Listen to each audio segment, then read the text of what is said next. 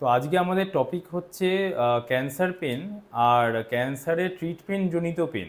মানে ক্যান্সারের তো একটা ব্যথা হয়, ক্যান্সারের যে রোগটা রয়েছে সেটার আশেপাশে যদি কোনো নার্ভ থাকে বা নার্ভের পুঞ্জ থাকে, সেইটা যদি কোনোভাবে ইনভলভ হয়ে যায় সেক্ষেত্রে প্রচণ্ড ব্যথা হয়। অবশ্যই সেটাকে আমরা ক্যান্সার রিলেটেড পেন হিসেবেই বলি।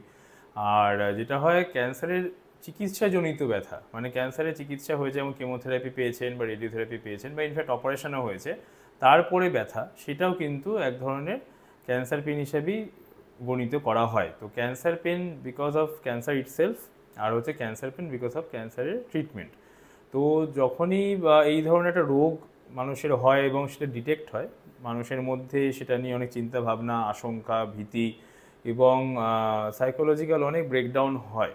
সেইটা একটা part of the total picture থাকে। তো পেনের আমরা বলে থাকি যে টোটাল পেন হিসেবে দেখতে যে ফিজিক্যাল পার্ট একটা রয়েছে, সাইকোলজিক্যাল পার্ট, সোশ্যাল পার্ট এবং স্পিরিচুয়াল পার্ট।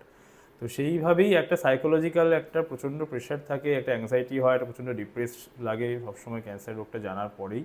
এবং ক্যান্সার যেখানে হয়েছে সেটা পেটে হোক, বুকে হোক, যে কোনো অঙ্গে হোক, সেই কাছাকাছি কিছু কিছু নার্ভ থাকে বা নার্ভ ফাইবার থাকে বা স্নায়ু থাকে, যেটা কিনা সেই এরিয়ায় যদি ইনভলভ হয়ে যায় সেখানে একটা ব্যথা সৃষ্টি হয়। যেহেতু ক্যান্সার মানেই হচ্ছে কোষের একটু পরিবর্তন, অন্য যেহেতু কোষ এলো, সেই কোষ থেকে বিভিন্ন কেমিক্যাল বেরোয়, সেইগুলো কিন্তু ওই নার্ভগুলোকে অ্যাক্টিভেট করতে পারে এবং সেই নার্ভগুলোই কিন্তু ব্যথা হিসেবে সেটাকে অনুভূতি দেয়। এবং সেই ব্যথা যখন আমাদের ব্রেনে গিয়ে সেই নার্ভের গতিপথে যখন সেই ব্যথার অনুভূতিটা মাথায় গিয়ে পৌঁছায়, তখন আমরা সেটাকে প্রকাশ করে বলি হ্যাঁ প্রচণ্ড ব্যথা হচ্ছে। তো অনেক ক্ষেত্রে ব্যথা ইটসেলফ কিন্তু ক্যান্সারের একটা লক্ষণ। পেটে প্রচণ্ড ব্যথা হচ্ছে, কমছে না ওষুধ খেয়ে, ভাবছেন গ্যাসের ব্যথা হচ্ছে, সেটাও কিন্তু একটা ক্যান্সার পেনের বড় একটা লক্ষণ।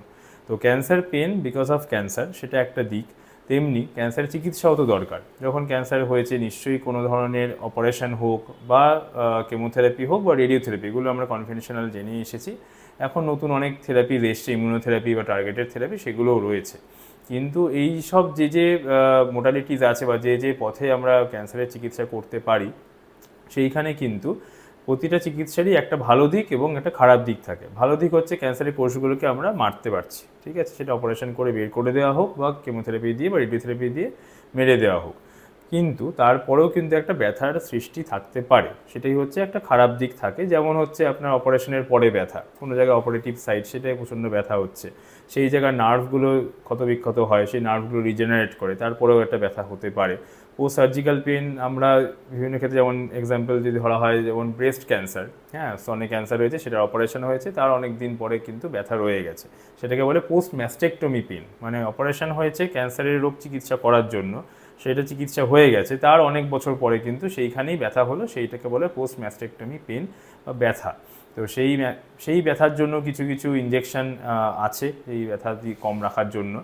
আর কি রয়েছে, কেমোথেরাপি। কেমোথেরাপি মানে হচ্ছে এক ধরনের ওষুধ দিয়ে ক্যান্সারের কোষগুলোকে বিনাশ করা হয়। তো ওই ওষুধগুলোর জন্য কি হয়, কিছু ভালো জিনিস রয়েছে, কিছু নর্মাল সেলগুলো বা নর্মাল কোষগুলোকেও সেগুলো বিনাশ করে, তার জন্য কিছু ব্যথা হয়। অনেক ক্ষেত্রে কেমোথেরাপি ইনডিউস নিউরোপ্যাথি, যেমন বলি নিউরোপ্যাথিক পেন বলা হয়। তো কিছু কিছু কেমোথেরাপি এজেন্ট রয়েছে, পার্টিকুলার কিছু প্ল্যাটিন গ্রুপসের পার্টিকুলার কেমোথেরাপি রয়েছে, যেখানে লাং ক্যান্সারে দেওয়া হয়, ব্রেস্ট ক্যান্সারে দেওয়া হয়, অনেক ক্ষেত্রে ওভারিয়ান ক্যান্সারেও দেওয়া হয়। সেই ওষুধগুলো খাওয়ার পরে ক্যান্সারের চিকিৎসা তো হলো, ক্যান্সারের কোষগুলো বিনাশ হলো, এবং তার সাথে সাথে কিন্তু বিভিন্ন হাতে পায়ে ঝিনঝিন করছে এবং সেটা প্রচণ্ড অতিরিক্ত মাত্রাতেও হতে পারে।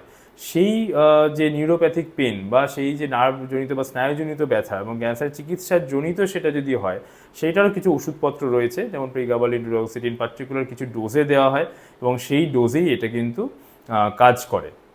সেই ওষুধগুলো কিন্তু আমাদের মাথায় রাখা দরকার। আমাদের কাছে বিভিন্ন ধরনের পেশেন্টস আসেন ক্যান্সারের পেন রিলেটেড চিকিৎসার জন্য, সেইখানে cancer pain because of cancer সেটা যেমন আমরা চিকিৎসা করি, ওষুধপত্র দিয়ে হোক বা নার্ভের পুঞ্জে বা নার্ভের কাছে ইনজেকশন দিয়ে হোক, অথবা যদি ক্যান্সারের চিকিৎসাজনিত যদি ব্যথা হয়, সেটা ক্যান্সার কেমোথেরাপি রিলেটেড নার্ভের ব্যথা হোক, ক্যান্সার অপারেশনের পরে অপারেটিভ সাইটে ব্যথা হোক, অপারেশনের জায়গায় ব্যথা হোক, বা রেডিওথেরাপির পরেও অনেক সময় নার্ভের মধ্যে অ্যাডিশনস তৈরি হয়, সেখানেও কিন্তু ব্যথার সূত্রপাত হতে পারে।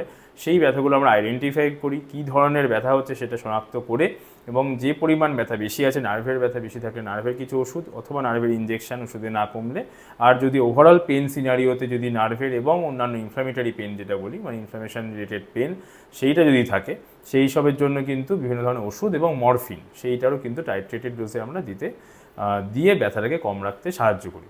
তো এই ধরনের ক্যান্সার রোগ, তার জন্য ব্যথা অথবা ক্যান্সারের চিকিৎসাজনিত ব্যথায় যদি কেউ ভুক্তভোগী, তার কিন্তু অবশ্যই আমাদের কাছে আসতে পারেন এবং আমরা প্রপারলি ব্যথার ক্যারেক্টারটা শনাক্ত করে আমরা সেইভাবে চিকিৎসা করতে পারি। ভালো থাকবেন, সুস্থ থাকবেন।